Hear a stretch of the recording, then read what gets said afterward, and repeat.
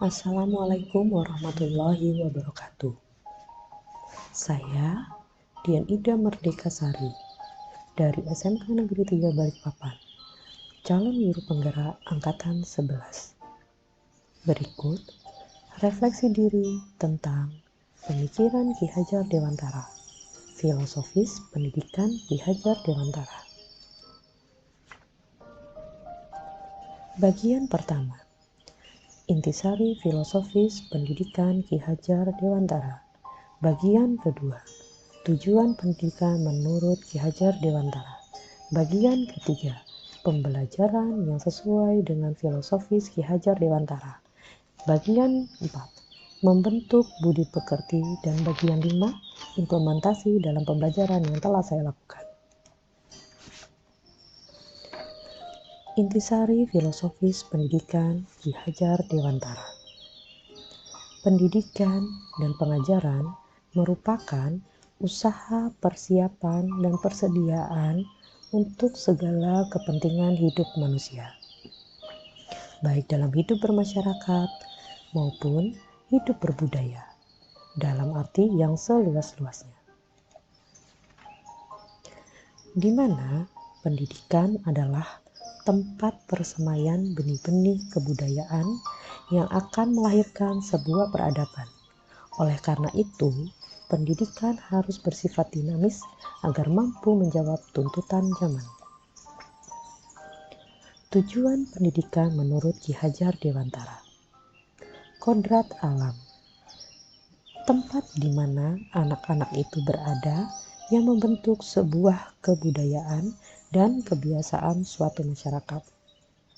Kodrat zaman, situasi dan kondisi dari waktu ke waktu yang pastinya tidak akan pernah sama, sehingga cara menghadapinya pun akan berbeda.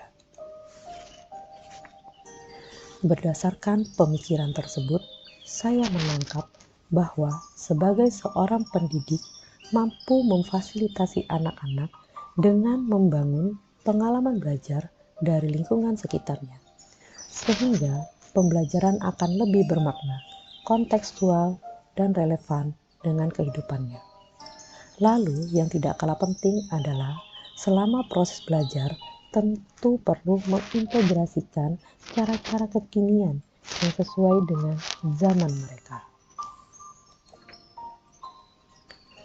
Pembelajaran yang sesuai dengan filosofis Ki Hajar Dewantara.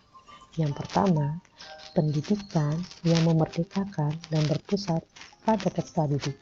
Yang kedua, mengikuti perkembangan zaman. Yang ketiga, tidak bertentangan dengan nilai-nilai kemanusiaan. Dan yang keempat, pembangunan budi pekerti dan berfokus dalam atau pada proses bukan pada hasil. Artinya, memberikan penghormatan setinggi-tingginya dan menghamba kepada peserta didik sebagai bentuk tuntunan dalam pemenuhan kebutuhan belajar peserta didik. Sehingga sebagai seorang guru, kita bertindak sebagai fasilitator, pendamping, pembimbing, dan yang menuntun peserta didik untuk menemukan perubahan dari tidak tahu menjadi tahu, sekaligus memiliki budi pekerti yang baik. Membentuk budi pekerti merupakan perpaduan antara cipta, rasa, sehingga menciptakan karya. Olah cipta artinya menajamkan pikirannya. Olah karsa artinya menghaluskan perasaannya. Dan olah karya artinya memperkuat kemauannya. Jika pendidikan ini bisa dilakukan secara holistik dan seimbang, maka menurut Ki Hajar Dewantara akan menjadi kesempurnaan budi pekerti yang membawa peserta didik untuk memiliki kesadaran diri yang utuh untuk menjadi dirinya, kemerdekaan diri, dan memerdekakan orang lain. Implementasi dalam pembelajaran yang telah saya lakukan. Menciptakan iklim belajar yang kondusif agar peserta didik merasa nyaman selama proses pembelajaran. Saya berusaha mengimplementasikan berbagai model pembelajaran yang memerdekakan peserta didik dengan memaksimalkan olah cipta, olah kata, dan olah karya. Menggunakan model pembelajaran inquiry learning, discovery learning, problem-based learning, project-based learning, dan lain sebagainya. Harapan dan ekspektasi. Ingarso sung tulodo, di depan menjadi teladan. Peran guru menurut semboyan ini, guru merupakan penuntun jalan peserta didik sesuai dengan kodratnya. Selain itu, guru juga harus memberikan teladan atau contoh dengan sikap, perbuatan, dan berpikir yang baik. Ing Madya Mangunkarso, di tengah membangun semangat. Guru di sini berperan sebagai fasilitator yang memiliki peran penting untuk memantik stimulus agar tercipta prakarsa dan ide-ide cemerlang dalam diri peserta didik. Tutwuri Handayani, di belakang memberi dorongan.